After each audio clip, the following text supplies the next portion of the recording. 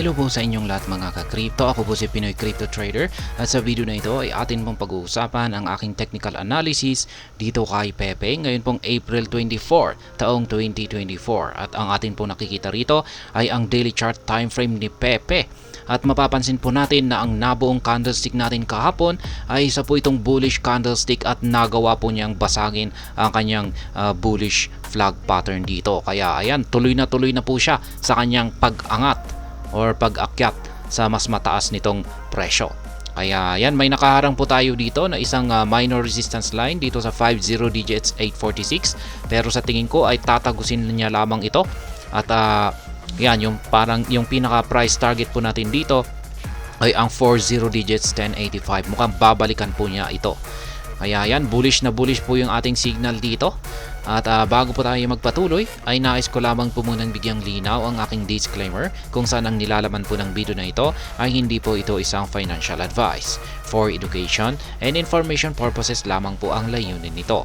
Maliban po dito ay nais ko na rin pong magbigay babala na wala pong kahit anumang group chat ang Pinoy Crypto Trader. At ayan, check po muna natin ang mga rankings ng mga meme coins natin. Yan, ang mga top rankings base po sa market cap. At ayan, top 1, nananatiling top 1 itong si Dogecoin. Pumapangalawa naman po itong si Shiba Inu. At ngayon na po ay ginulat tayo ni Pepe kasi nakabalik po siya sa kanyang pagiging third spot or pagiging third ranking dito sa market cap. Kaya yan, hinigitan po niya or pinataob po niya itong si Dog with Hat. Dati itong si Dog with Hat ang nandito sa third spot. Ngayon ay bumaba po siya dito sa pang fourth spot. Kaya ayan, nangyari po yan kasi mapapansin po natin na ang laki po ng gain ngayon ni Pepe. Ayan, 24% ay 18.85%. Last 24 hours po pala ay nagbigay siya ng 18.85%. Last 7 days ay 52.39% na po. Mukhang itong si Pepe, yan, sa mga top meme coin natin ay mukhang siya yung best performing. Yan, sinusundan po siya ni Floki Ino. Ayan, mas matindi po pala kay Bonk. Yan, kaya technical analysis na rin natin ito mamaya. Itong si Bonk kasi 79%. Kaya yan, ang titindi.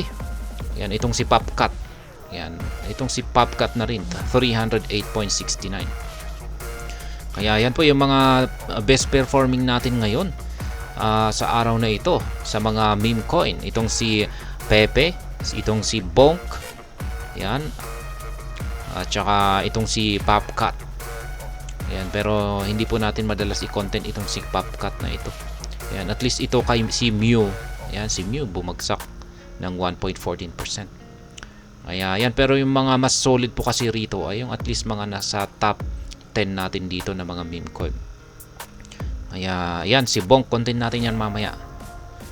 At yan, mapapansin natin dito na yung kanyang market cap ay tumaas po kasi ng 19%. Yung kanyang trading volume ay 46.12%. Yan, tumaas. Kaya po niya nagawang talunin itong si Dog with Hat. Pero yan, masyadong malapit naman po yung kanilang market cap. Ayan, konti lang yung kanilang difference. 3.4 yung market cap ni Pepe, samantala ay 3.2 naman ang yan, billions po yan ang kanilang difference. Kaya nagkakaroon po ng matinding bakbakan ngayon ang itong si Pepe at saka si Dog with Hat dito sa third ranking. Ayan, tumaas na rin po ng 46.25% ang trading volume ni Pepe. Ibig pong sabihin ay may interest po rito. At malamang ay ito po yung kanyang nagdulot po nito ay yung kanyang exposure sa perpetual futures trading ng Coinbase. Kasi siya po ay nalista. Nalista na po yata siya. Check natin dito sa kanyang official X account. Yan, yung kanilang latest, ayan, Coinbase launches Pepe Perpetual Futures. Ayan na nga, nalista na po siya sa Perpetual Futures ni Coinbase. Ito po yung para po sa futures trading ito. Yung mga nagbabuy, yung mga nagbubukas ng buy, ng long at saka short entry positions sa pagtitrade. Ayan po, yung kanilang 1,000 Pepe Perpetual new perpetual future listing dito sa international exchange ni Coinbase. Kaya yan po yung kanilang mga latest update. Kaya mukhang yan po yung nagdudulot kung bakit umaangat ang market price ngayon ni Pepe. At balikan na po natin ang pagti-technical analysis dito kay Pepe. Katulad po ni Shiba Inu ay yung pattern po natin dito ay isang bullish flag pattern. Ito po yung kanyang watawat at ito naman po yung kanyang flagpole.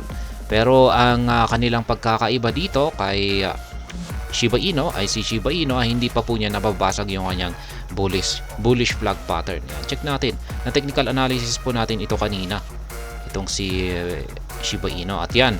Nahihirapan po siyang basagin yung kanyang upper portion ng kanyang bullish flag pattern. Pero pagdating dito kay Pepe ay basag na po niya. Ayan, nabasag na po niya ang kanyang upper portion. At dahil dito ay inaasahan po natin na aakyatin niya ang yan, yung kanyang major resistance line dito na 40 digits 1085. Kaya ito po yung ultimate price target natin dito.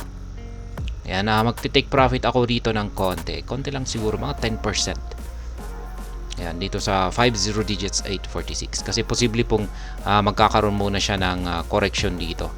Yan, malamang tatalbog siya rito or tsaka magkakaroon siya ng konting correction siguro dito. Yan, at least kung pag nangyari po yan ay may pang bili ako rito. Baka bibili ako rito sa dito sa upper portion ng nabasag natin na bullish flag pattern or dito sa support line natin dito sa 50 digits 588. Kung yan ay magkakaroon siya ng rejection dito. Pero kung pag nabasag yan ay ayan, tuloy-tuloy lamang po yan sa kanyang pag-angat sa presyo hanggang dito sa 5 yan, babalikan niya ang pagiging 40 digits 1085. Ito po yung kanyang pinakamataas na nakamit na presyo ni itong nakalipas na buwan po ng Marso, March 14. Dito po yan. Yan, kung saan na rin nag-umpisang nabuo yung ating bullish flag pattern na ito. Ay, yan, ang ganda po ng mga pinapakita naman ng ating mga indicators dito. Yung ating Hall Street indicator ay malapit na po siyang magbago. Ayan, lumiit na po yung kanyang katawan, katulad po ng nangyari rito.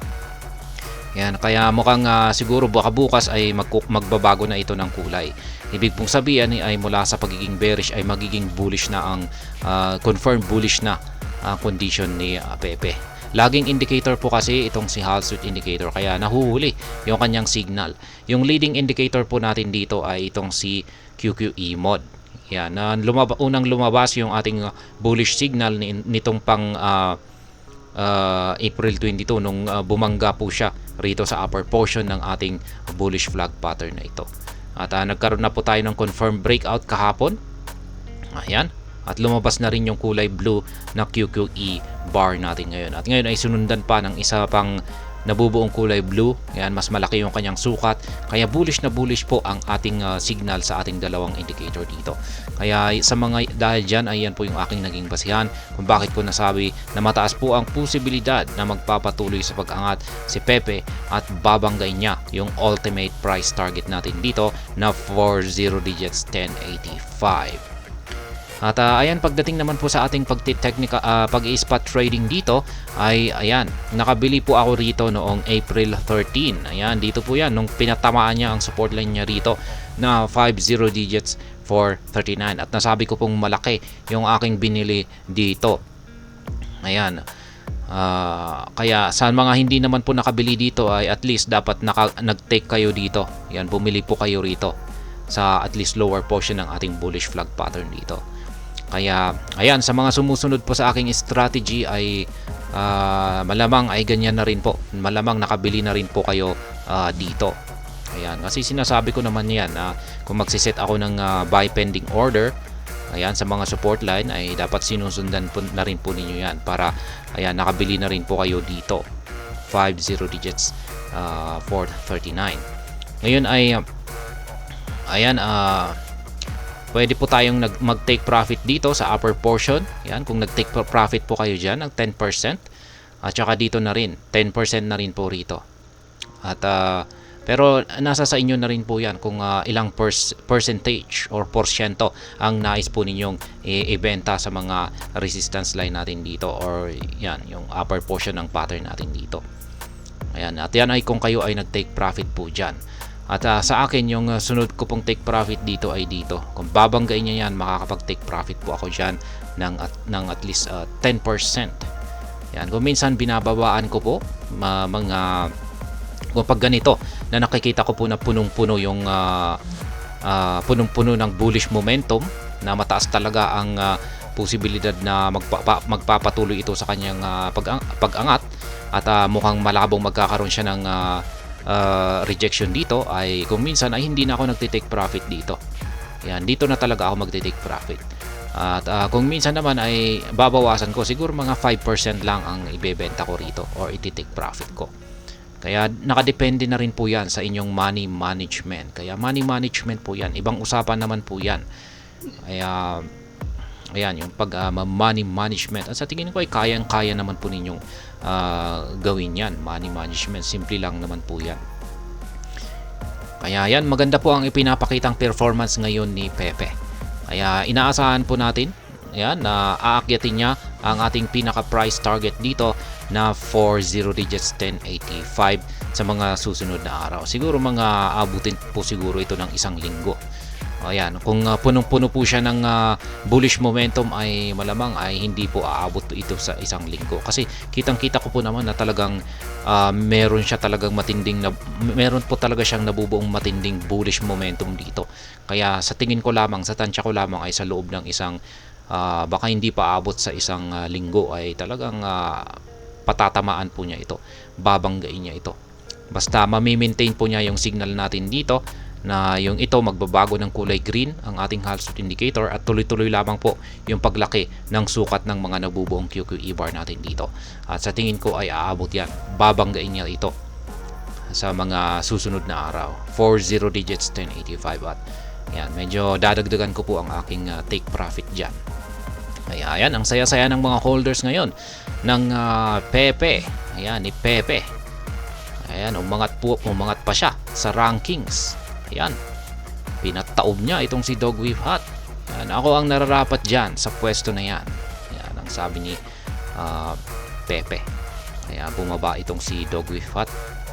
Kaya ayan, ang saya po natin lahat. Ayan, yung mga naka-invest dyan ng ayan, yung mga nandito, lalong-lalo na kay Pepe at saka kay Bonk. At syempre maging si Fluky Ino na rin. At saka si Bom. Ang gaganda ng mga pinakita po nilang performance ngayon. Yung nakakalungkot lamang po talaga ay itong si Dogecoin. Kung bakit hindi po niya nagagawang makisabay. 3.72% lamang po yung kanyang performance. At ayan, hanggang dito na lamang po tayo sa video na ito. Sana po ay inyong nagustuhan ang aking paliwanag dito. Kung inyo po itong nagustuhan, ay pakiclick lamang po ang like button nito. Para naman po sa mga bago lamang dito, kayo po ay aking inaanyayahan para mag-subscribe. Pakiclick na rin po ang bell icon nito, dahil ito po ang siya magsisilbing notification nito sa mga bago kong videos na akin pong ina-upload sa aking YouTube channel na ito. Marami pong salamat sa panonood. Ingat po tayo lagi, at God bless po sa ating lahat.